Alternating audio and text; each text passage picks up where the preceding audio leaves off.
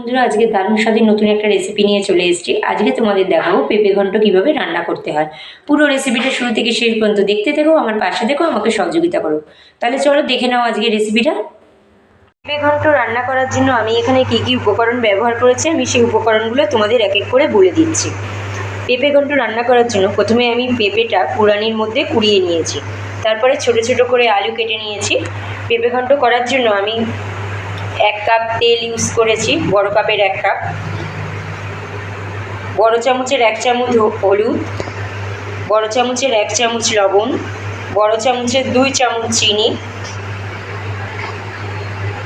বড় চামচের 1 চামচ জিরে গুঁড়ো, আর এখানে পেস্ট করা মশলার মধ্যে আদা লঙ্কা বাটা ব্যবহার করেছি, আর আমি এখানে গোটা জিরে নিয়ে নিয়েছি ফোড়ন দেওয়ার জন্য।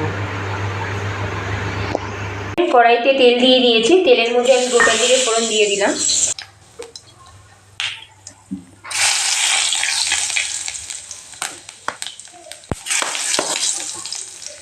জিরেটা আমি একটু তেলের মধ্যে হালকা করে ভেজে নিলাম।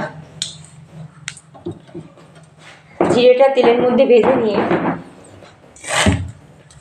আমি ডুমো ডুমো করে কেটে রাখা আলুটা তেলের মধ্যে অ্যাড করে দিলাম।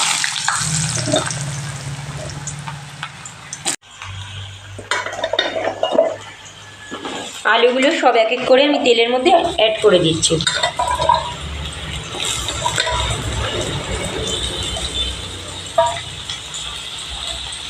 আলুগুলো তেলের সাথে আমি একটু হালকা করে ভেজে নিলাম। আলুর মধ্যে আমি এবার পরিমাণ মতো হলুদ, পরিমাণ মতো লবণ,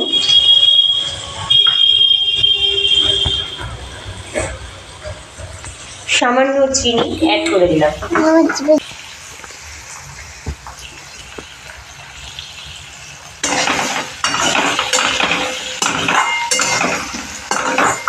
আলুটাকে আমি এবার ভালো করে অনেকক্ষণ ধরে লাল লাল করে ভেজে নেব।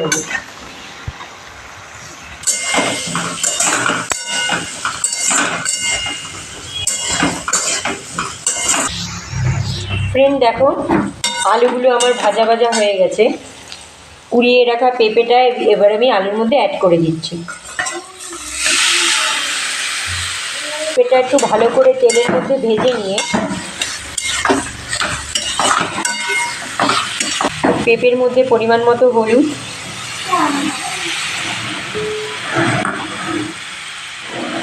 পরিমাণ মতো লবণ, পরিমাণ মতো চিনি অ্যাড করে দিলাম। এবার আমি একটু ভালো করে অনেকক্ষণ ধরে নেড়ে নেব।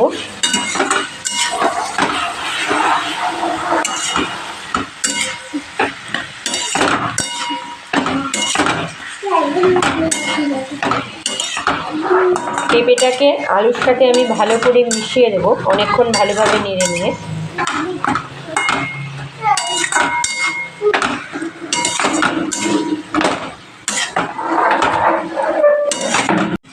পেঁপের সাথে আলুটা আমি ভালো করে মিশিয়ে নিয়েছি।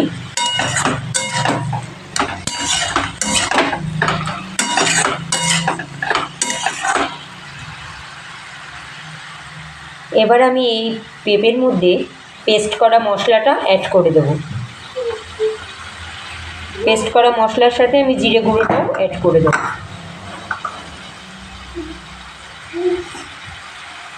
এর মধ্যে আমি পেস্ট করা মশলার মধ্যে আদা বাটা লঙ্কা বাটা অ্যাড করব, আর গুঁড়ো মশলার মধ্যে জিরে গুঁড়োটা অ্যাড করে দেবো। এই পেঁপের মধ্যে একসাথে সব অ্যাড করে দিচ্ছি।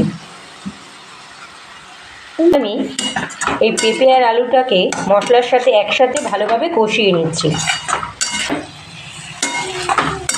এবার আমি মশলার সাথে অনেকক্ষণ ধরে এই পেঁপে আর আলুটাকে কষিয়ে নেব ভালো করে।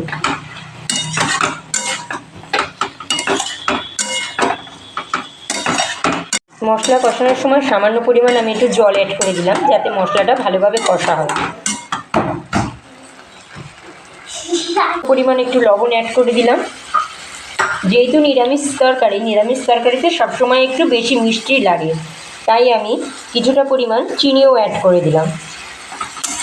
এবার আমি ভালো করে অনেকক্ষণ ধরে নেড়ে নেব।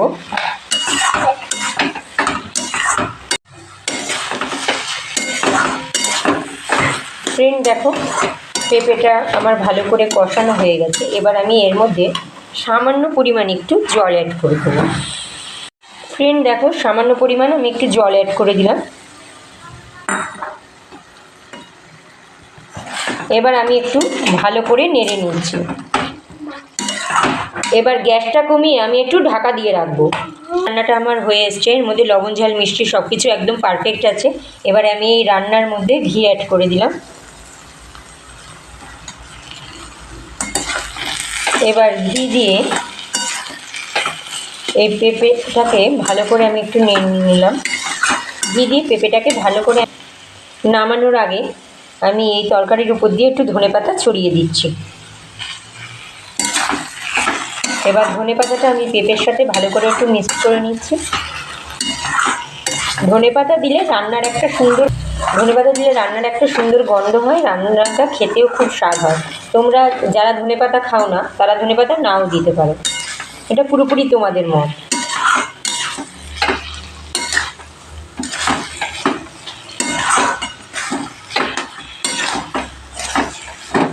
এবার আমি রান্নাটাকে নামিয়ে নিচ্ছি। ফ্রেন্ড, আজকে আমার ভিডিওটা যদি তোমাদের ভালো লাগে তাহলে লাইক, শেয়ার, কমেন্ট আর আমার চ্যানেলটাকে অবশ্যই সাবস্ক্রাইব করে দিও, আমার পাশে থেকো। তাহলে আজকে যাই, কালকে আবার চলে আসবো নতুন কোনো রেসিপি নিয়ে নতুনভাবে তোমাদের কাছে।